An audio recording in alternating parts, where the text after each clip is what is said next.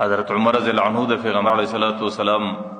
د حالات متعلق یو روایت را نقل کړي. پیغمبر علیہ الصلوۃ والسلام مسجد نبوی کې ناس ده. حضرت عمر رضی اللہ عنہ حضرت جبرائیل علیہ الصلوۃ والسلام ورته راغی. یو خداو چې حضرت جبرائیل علیہ الصلوۃ والسلام په ناوله د وخت کې رااله د اغي دراتک کولو د اغي دراتلو عادت په دی وخت کې نو، لیکن دی وخت کې حضرت جبرائیل علیہ السلام رااله او دویم د حضرت جبرائیل علیہ الصلوۃ والسلام پر دی رنگ و مخ باندې د غم او د پریشانۍ ډیر اثار ښکار دي. پیغمبر علیہ الصلوۃ والسلام سره چې کله حضرت جبرائیل علیہ السلام کښیناسته، پیغمبر علیہ الصلوۃ والسلام ورته جبرائیل په ډیر ناوله د وخت کې رااله د دې سمخ کې په دې وخت کې دروس ستاره تګنو سوینن څنګه په دې وخت کې رااله. او دویمه پوښتنه دا ځکه چې جبرائیل ستا پر دې رنگ باندې ستا پر دې شکل باندې د خوف او د خشیت د غم او د پریشانۍ ډیر اثار ښکار دي، د هغې وجه څه ده؟ حضرت جبرائیل علیہ الصلوۃ والسلام ورته د الله رسوله الله تعالی جهنم ته یو امر وکړي او د هغې په خاطر باندې زما په دې زړه کې ډیر خوف او بیره رااله، نو ما د زندګۍ اسره ته وبللې ستا دربار ته رالم چې ستا په وینا باندې ستا په لیدلو باندې یو څه تسلي ځان ته حاصله کړم او د هغې امر په اورېدلو په خاطر باندې چې الله تعالی جبرائیل چې الله تعالی جهنم په کم شکل باندې برابروي د هغې د لیدلو د اورېدلو په خاطر زما پر دې غم مخ باندې د غم اثار دي. پیغمبر علیه الصلوۃ والسلام د هغې پوښتنه ځینې کوي چې څنګه امر اوس؟ هغه ورته ان الله قد امر بجهنم، الله تعالی جهنم ته یو امر وکړي فاوقد 1000 عام، الله تعالی ورته زر کاله بلس حتی احمرت د زر کاله بلیدلو سره وروسته د جهنم رنگ سرس. ثم امر فاوقد 1000 عام، الله تعالی دویم ځل ورته چې دوباره بلسه، چې کله دوباره بلسلو نو بیا زر کاله مسلسل د بلیدو سره وروسته حتی ابیضت د هغې رنگ ژړ سپین. ثم امر حتی اوقد 1000 عام، دریم ځل چې کله الله تعالی امر ورته وکړي د هغې رنگ تک تور سو حتی اسودت. ورته د الله رسوله فهي سوداء مظلمه، جهنم اوس د تورې تاریکې شپې په شکل باندې دی، لا یقصر جمرها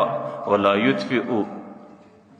د هغې سکروټې وزره نه کمیږي، ولا یطفئ لهبها، د هغې په لمبو کې وزره کمی اوس نه راځي. چې کله حضرت جبرائیل علیہ الصلوۃ والسلام پیغمبر علیہ الصلوۃ والسلام ته د جهنم ذکر کوي،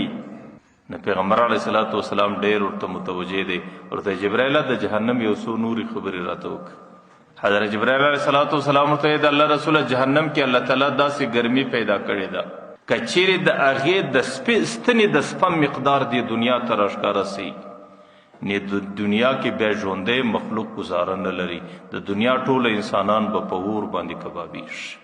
چې د هغې د ستنې د سپم مقدار هوا د دنیا ته راښکاره سي، د دنیا ژوندی سری مخلوق دا ټوله د سکرو د کولې په شکل باندې بدلی شي. دا د هغې د برداشت نه لري، دا د هغې د برداشت تاب نه لري. ورته د الله رسوله چې جهنم کې پر عذاب باندې کمې فرشتې مقررې دي چې انسانیت ته کم عذاب ورکوي،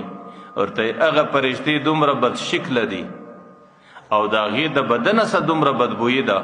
که چیرې یوه فرشته د دنیا ته راښکاره سي، د هغې د بدشکلۍ په خاطر، د هغې د بدن د بدبویۍ په خاطر به دا ټول انسانیت ختم سي، دا به ټوله مړه سي. ورته په جهنم کې چې کوم زنځیران دي چې الله تعالی قرآن کریم کې فی سلسلة ذرعها 70 ذراعا، چې الله تعالی قرآن کریم کې د کومو زنځیرانو ذکر کړی دی چې په جهنم کې په کومه درجه باندې هغه زنځیران دي، ورته هغې که د دنیا پر یو لوی غره باندې کښېږدي، هغه غر به ریزه ریزه سي، هغه غر به ذره ذره سي، هغې به د دې تاب نه راوړي. چې کله حضرت جبرائیل علیہ الصلوۃ والسلام دا حالات بیانوي، د پیغمبر علیہ الصلوۃ والسلام پر دې سینه مبارکه باندې لاس ونیوی، ورته جبرائیل بس بس، ورته زما د الله په عزت باندې قسم چې زما زړه او زما سینه د دې حالاتو د اورېدلو نور برداشت نه لري. پیغمبر علیہ الصلوۃ والسلام چې کله خبره حضرت جبرائیل علیہ السلام ته وکړه، حضرت جبرائیل علیہ الصلوۃ والسلام نور چپ پاتس. پیغمبر علیہ الصلوۃ والسلام حضرت جبرائیل علیہ السلام ته ګوري، حضرت جبرائیل علیه السلام د ډیر خوف په حالت کې د بیر په حالت کې دی او د بدن بلګیږي او د سترګو سه اوښکې را روانې دي. د پیغمبر علیه السلام حضرت جبرائیل علیه السلام ته وایي ته خو د الله تعالی په ډیرو عظیمو مخلوقاتو کې پر د الله تعالی په ډیرو نږدې مخلوقاتو کې پر تا باندې ولې د خوف او د خشیت دونه اثر دی.